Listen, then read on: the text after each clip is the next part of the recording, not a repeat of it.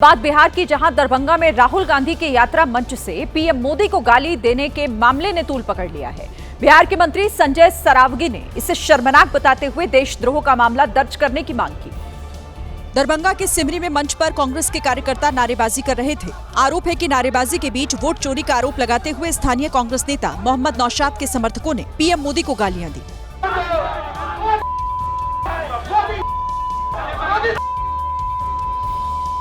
हालांकि जैसे ही कार्यकर्ता ने गाली दी, उसे रोकने की कोशिश की गई। वीडियो वायरल हुआ तो बीजेपी ने पटना में गाली देने वालों के खिलाफ मोर्चा खोल दिया और एफआईआर दर्ज करवाई। अगर राजनीतिक गद्दी उन्हें नहीं मिलती है तो वो कुछ दिनों के बाद उस व्यक्ति को जो लोकतांत्रिक रूप से चुन के आता है, मुझे कष्ट हो रहा है, उसे मां की गाली भी हम दे सकते हैं। बीजेपी ने गाली पर कांग्रेस को घेरा तो बिहार कांग्रेस के प्रदेश अध्यक्ष राजेश राम ने बीजेपी पर पलटवार करते हुए कहा कि बीजेपी के लोग सदन में गाली देते हैं। उन्होंने गाली देने वालों का बचाव किया। भाषण में गालियां तो कौन सी गालियां पड़ी, तो लोकतंत्र में विरोध को भी गालियां कहते हैं, तो विरोध करना कोई गाली नहीं। यूपी के मथुरा में दो पक्षों में आपसी विवाद इतना बढ़ गया कि वहां पर मारपीट शुरू हो गई। करहारी गांव में हुई इस घटना को 2 दिन पहले की ये बताई जा रही है, जिसका वीडियो अब सामने आया है, जिसमें दोनों पक्षों के लोग एक दूसरे पर हमला करते दिखे। दोनों ओर से एक दूसरे को निशाना बनाकर बड़े बड़े ईंट के टुकड़े फेंके गए। इस बीच हाथों में लाठी लिए एक युवक ने आगे बढ़कर सामने वाले को समझाने की कोशिश की। तभी एक महिला ने सड़क पर पड़े ईंट के बड़े से टुकड़े को उठाया और उस पर हमला कर दिया। इस हमले में 3 लोग घायल हुए हैं, जिन्हें अस्पताल भिजवाया गया।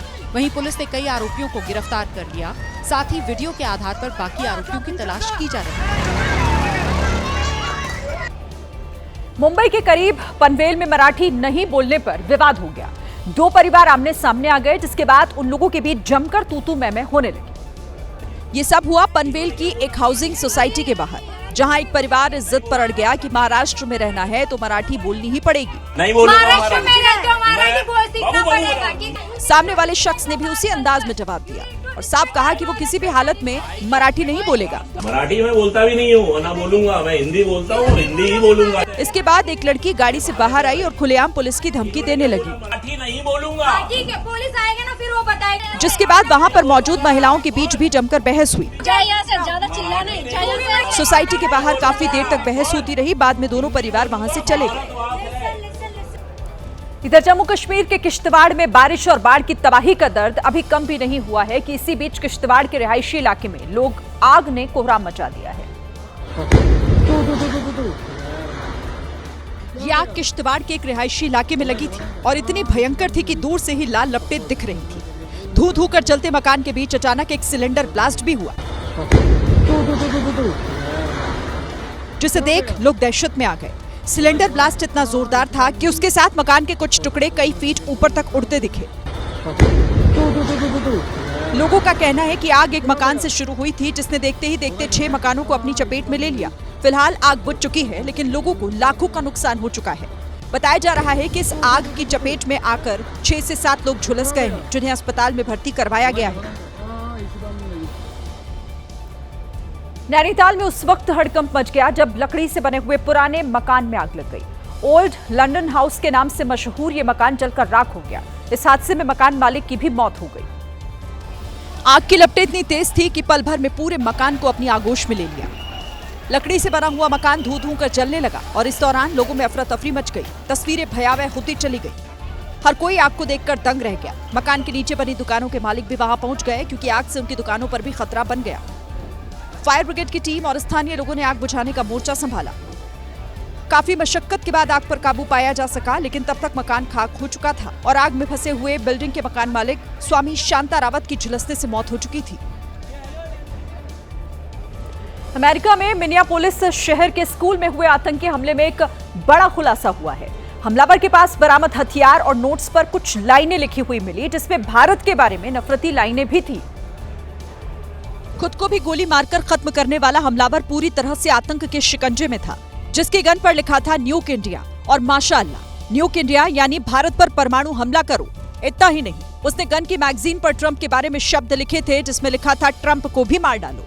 इनसे इतर इसने इजराइल के बारे में लिखा था इजराइल मस्ट फॉल, यानी इजराइल का हारना जरूरी है। इसके अलावा उसके पास मौजूद हथियारों पर इसी तरह की घिनौनी और हिंसा के लिए प्रेरित करने वाली बातें लिखी थी। बुधवार को इसी हमलावर ने मिनियोपोलिस के कैथोलिक स्कूल में हमला कर दिया था, जिसमें 2 बच्चों की मौत हो गई थी जबकि 17 घायल हैं। पटना में 5वीं की छात्रा के मौत के मामले को लेकर दूसरे दिन भी जमकर हंगामा हुआ। आक्रोशित लोगों ने सड़क को जाम कर दिया और वहां पर तैनात पुलिस वालों पर भी पथराव किया।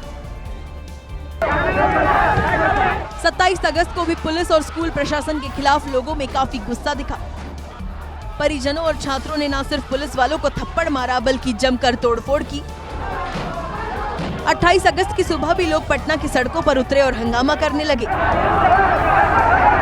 वहां मौजूद पुलिस प्रदर्शनकारियों को रोकने की कोशिश में जुटी थी, लेकिन प्रदर्शनकारी उग्र हो गए और पुलिस पर पथराव करने लगे, जिसमें एक दारोगा घायल हो गया।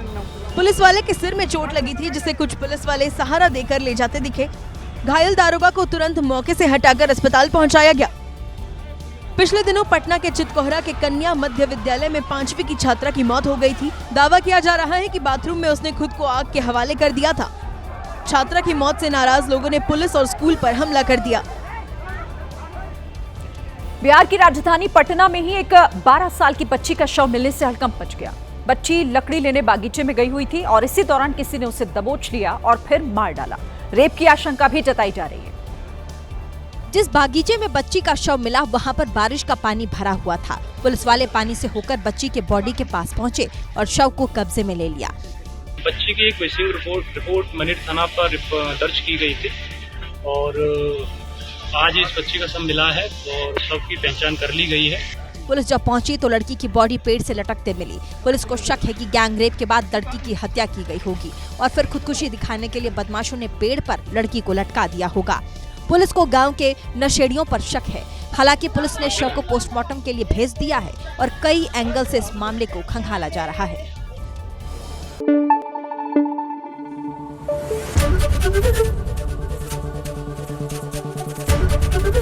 एबीपी न्यूज आपको रखे आगे।